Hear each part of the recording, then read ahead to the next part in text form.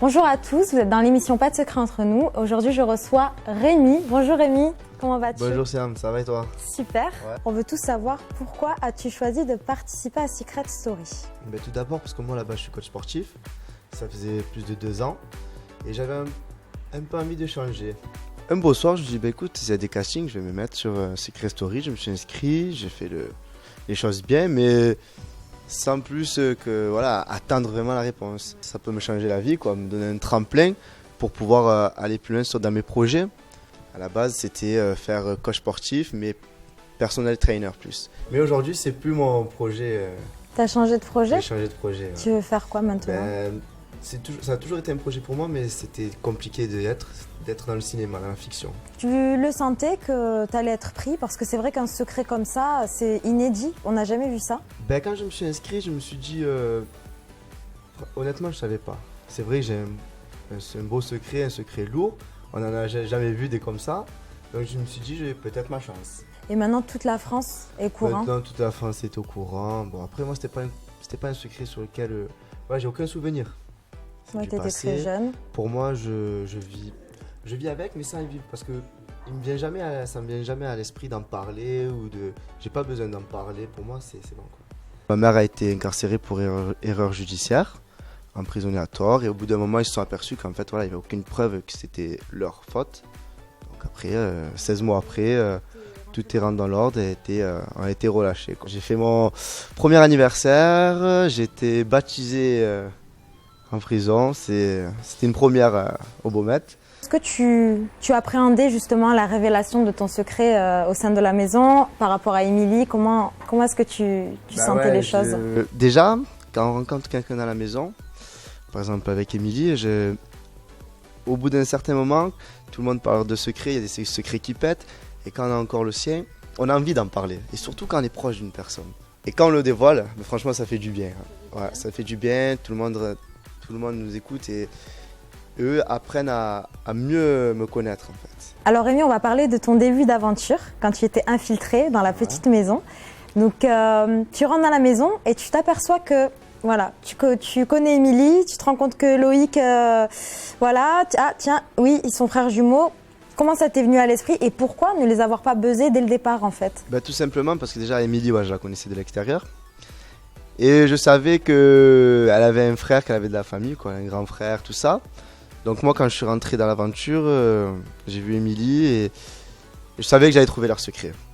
Mais on rentre dans un jeu, c'est le début, c'est bon, il faut jouer fair play. Moi, j'aime bien jouer, être droit. C'est mon cœur qui a parlé, j'ai préféré aller voir la voix et lui expliquer que voilà.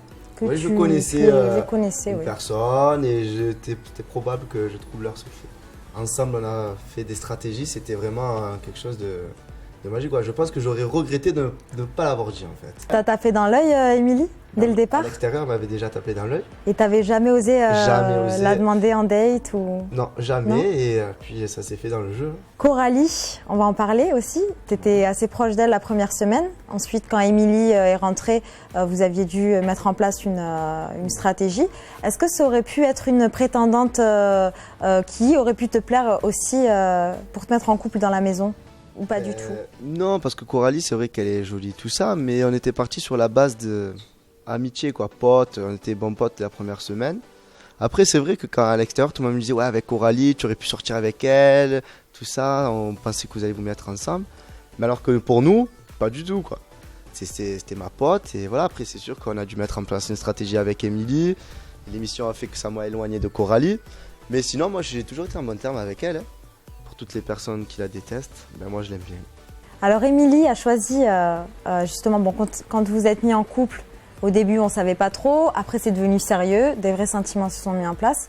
Elle a choisi de faire abstinence pendant 3 mois dans la maison des secrets. Est-ce que c'était pas trop dur de résister à la tentation face à une belle femme comme Émilie? Oui, c'était très dur, parce que pour moi 3 mois c'est une première, sans rien faire quoi, hein, entre nous. Hein. Puis après, moi je suis quelqu'un qui... du respect pour les filles, les gens, tout le monde. Et donc pour moi, il y avait sa famille à l'extérieur, son frère dans le jeu, donc il était hors de question de lui dire viens on fait ci, on fait ça, il y a des caméras, des micros. Pour son bien, pour son respect, j'ai préféré attendre. Si on te propose de faire une émission de télé-réalité avec Émilie, est-ce que tu aurais peur pour votre couple ou tu penses au contraire que votre couple pourrait subir encore une autre télé-réalité? Ben, franchement, j'ai peur pour mon couple et j'ai aussi peur pour mon image personnelle. Ouais, vraiment, Toi, ça te dirait une autre aventure ou non? ça dépend. Ça reste à voir, mais après, pour tout gâcher, non, vraiment. Non. Ouais. Par contre, si on me propose du cinéma pour commencer bas, parce qu'il faut toujours commencer Oui, bien en sûr. bas de Ouais. l'échelle pour grimper, je veux pas de suite être l'acteur renommé, mais je préférerais faire de la fiction et de la mode qu'une télé-réalité. Je te remercie, hein, Rémi. Merci à toi. C'était un c'est plaisir de t'avoir en interview. Moi aussi. Je fais un gros gâté, un gros bisou à tous mes fans, à la team Pompon. Comme vous le savez, c'est la nouvelle team. Ça me fait énormément plaisir que vous me suivez. Voilà, vous me faites rire sur les réseaux, vos commentaires, vous êtes excellents. J'espère que ça va continuer comme ça. J'espère que je vais continuer à vous faire rire. Et par la suite, j'espère vous rencontrer un jour à l'extérieur. Allez, bisous.